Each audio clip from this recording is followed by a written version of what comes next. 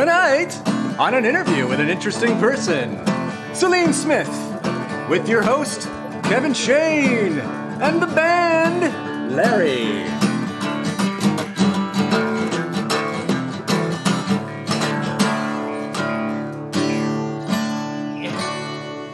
Yeah, Larry, man. All right. We have Celine Smith here tonight.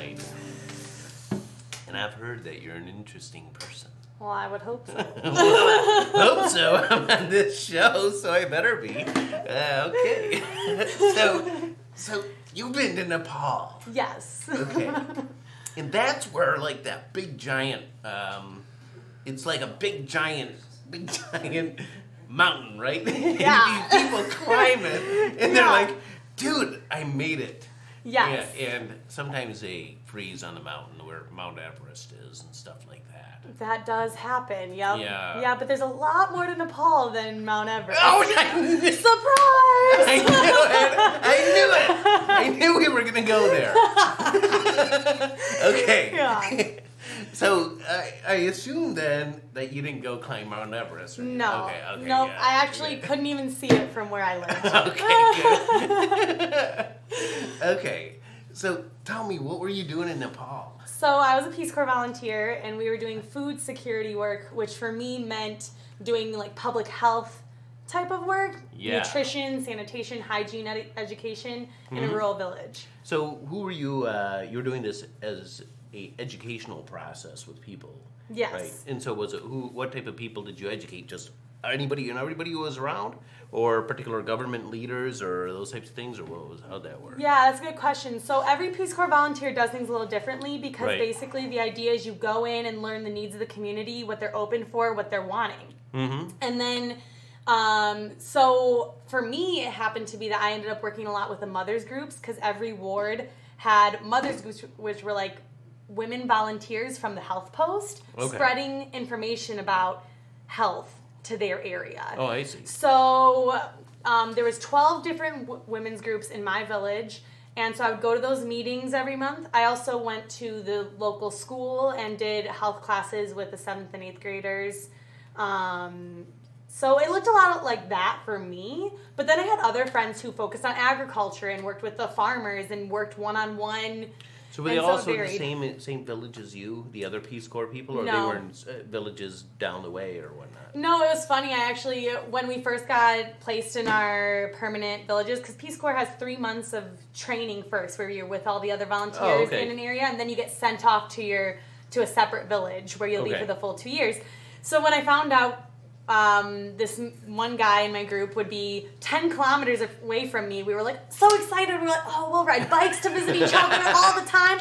Well, it turned out we were on different mountaintops. Right. So we were 10 kilometers as the crow flies, but it took, we visited each other probably twice in the 2 years. You had to go climb a mountain again. We had to like climb down the valley and then up the other side. So I mean, to them, they called them hills, but to Americans, they're mountains. There you were like, whoa! Yeah. Because Nepal is separated by a flatland, the hills, and then the Himalayas, which is the mountain range. So flatland, hills, and then the Himalayas. Yep. So and it's like the approach to the big Tibetan plateau. Exactly, exactly. Yes. So the hills is where we were primarily located.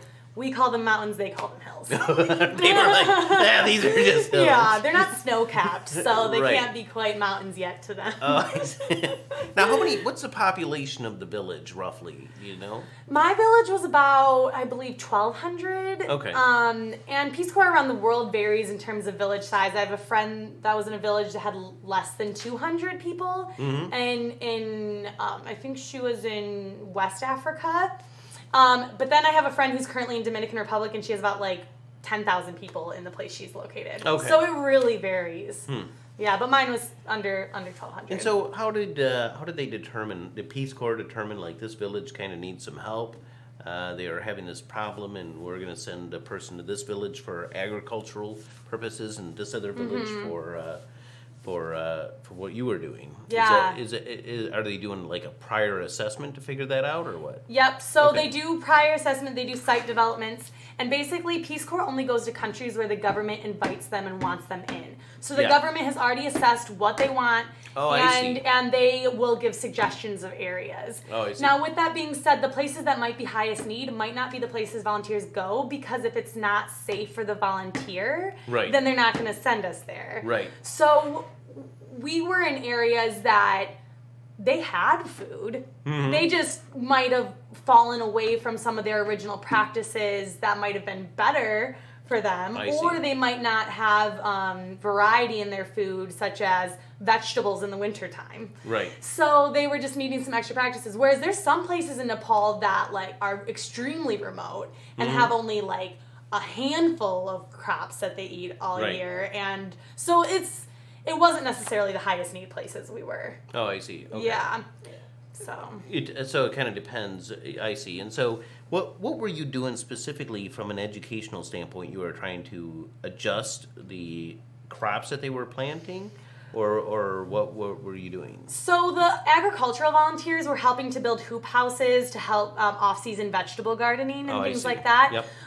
But what I was doing was more nutritional work. So, for example, they eat a lot of green leafy vegetables, but they'll cook it forever in a whole bunch of oil and basically cook out all the nutrients in it. Oh, I see. Yep. Or they'll drink milk with it at the same time, which means that you can't take iron then into your body. And so it's stuff like that where you're like, okay, if you separate those two things, or try not to do this and blah, blah, blah, but behavior change is the hardest thing. Right. And so a lot of the times it felt like I was like, why am I here? What am I doing? Am I the best person for this? And it was extremely challenging. Yeah. So you were like, I'm sorry, the way you cook your food, we got to change that completely. Yeah, they're like, who are you coming into my home telling me these things? No, I mean, like, I wasn't like bombarding into their homes. I mean, yeah. But yeah, it was really hard because they're like, we've been doing these things for time immemorial and we're fine. Like, we feel fine. So,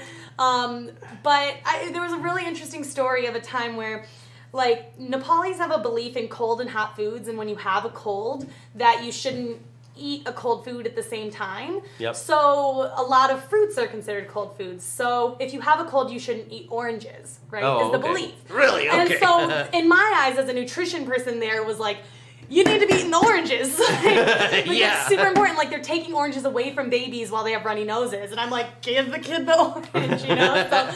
So but they didn't believe me, and because that's how they've always done it, and that's how it's always worked. I see. But then once my sister that I lived with, she had a 3-year-old, and the 3-year-old was put on antibiotics for having a viral fever. Mm-hmm. And so I just mentioned to her, you know, I'm not a doctor, but antibiotics don't really fix viruses. Yeah. You know, so, like, I don't know, I just wanted you to know that, like, for your own discretion. And she was like, wait, tell me everything you know about antibiotics. I'll do exactly what you tell me to do. Really? And I was like, why won't you listen to me about oranges, but you listen to me about antibiotics? And she was like, well, I had a preconceived notion about oranges. I knew something about that before, but antibiotics are totally new to me. Oh, I see. So it's just an interesting thought process. So, resetting if there's no existing pattern in their in somebody's mind, and then they're more prone to just accepting, like, it's hard to change a mindset that's already there, but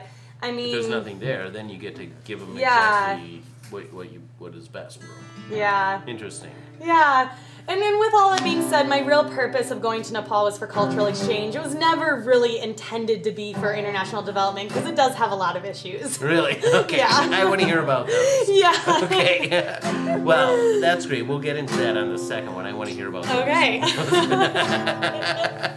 I'm Kevin Schoen, and this is Interview with an Interesting Person. We have Celine Smith signing off.